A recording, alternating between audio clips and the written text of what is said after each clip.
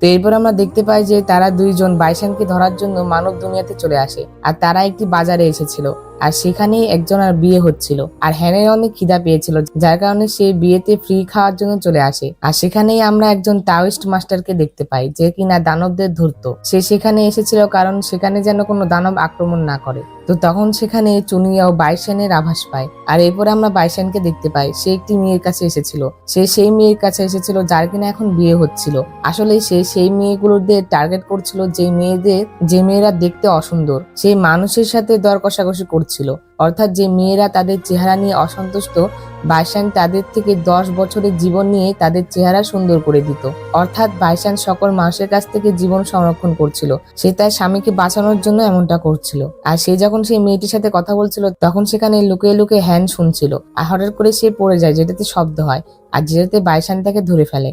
আর তখন সেখানে চুনিয়াও চলে আসে। আর তখন চুনিয়াও যখন বাইশানের উপর আক্রমণ করে, তখন হ্যান তার হাত সামনে এগিয়ে দেয়, যেটাতে চুনিয়াওয়ের আক্রমণটি হ্যান এসে চিহ্নতে লাগে, যেটাতে চুনিয়াও নিজেই আহত হয়। আর বাইশান সেই সুযোগে সেখান থেকে পালিয়ে যায়। এরপর আমরা দেখতে পাই যে চুনিয়াও বাইশানের পিছু করতে করতে একটা সময় তাকে ধরে ফেলে। আর তখন চুনিয়াও বাইশানকে বলে যে, তুমি তো দানব পুল থেকে বের হয়ে এসেছো, আবার কুনলুন আয়নাও চুরি করেছো, আর তাছাড়াও তুমি দীর্ঘকাল বেঁচে থাকার জন্য মানুষের সাথে দর কষাকষি করছো।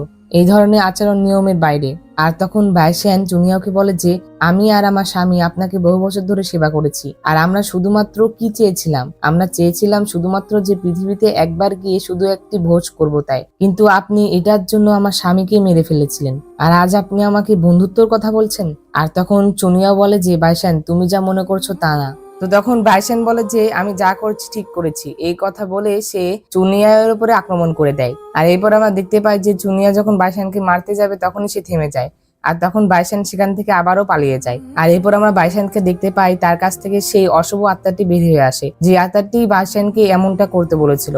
আর তখন সে বাইশানকে বলে যে, কি অদ্ভুত, তুমি এত দুর্বল। আর আমরা দেখতে পাই সেই আত্মাটি আবারও বাইশানকে প্রলুব্ধ করছিল। আসলে এই আত্মাটি বাইশানকে ইউজ করছিল সে নিজে মানুষে পরিণত হওয়ার জন্য। অর্থাৎ সে যেন একটি দেহ পায়, যেটার কারণে সে বাইশানকে ইউজ করছিল। আর এরপর আমরা দেখতে পাই বাইশান সেই কুনলুন মিররে তার স্বামীকে দেখতে থাকে। তো এরপরে আমরা চুনিয়াও আর হ্যানকে দেখতে পাই, তারা দুজন মিলে বাইশানকে ধরার পরিকল্পনা করছিল। আর আমরা জানতে পারি যে বাইশান স্পিড গাছ নামক একটি গাছের নিচে যায়। আসলে সেখানে সকল অসুন্দর মেয়েরা প্রার্থনা করতে যেত, আর যেটার কারণে বাইশানও সেখানে গিয়ে সকল মেয়েদের কথা শুনতো। কারণ সে তো সেই মেয়েদের টার্গেট করতো যারা দেখতে অসুন্দর, কারণ সে তাদের সৌন্দর্যের বিনিময়ে তাদের কাছ থেকে জীবন কেড়ে নিবে। আর এটি চুনিয়াওরা জানতে পেরেছিল, যার কারণে তারা বাইশানকে ধরার জন্য প্ল্যান করে। আর এরপর আমরা দেখতে পাই যে চুনিয়াও হ্যানকে খুব খারাপ করে সাজিয়ে দেয়।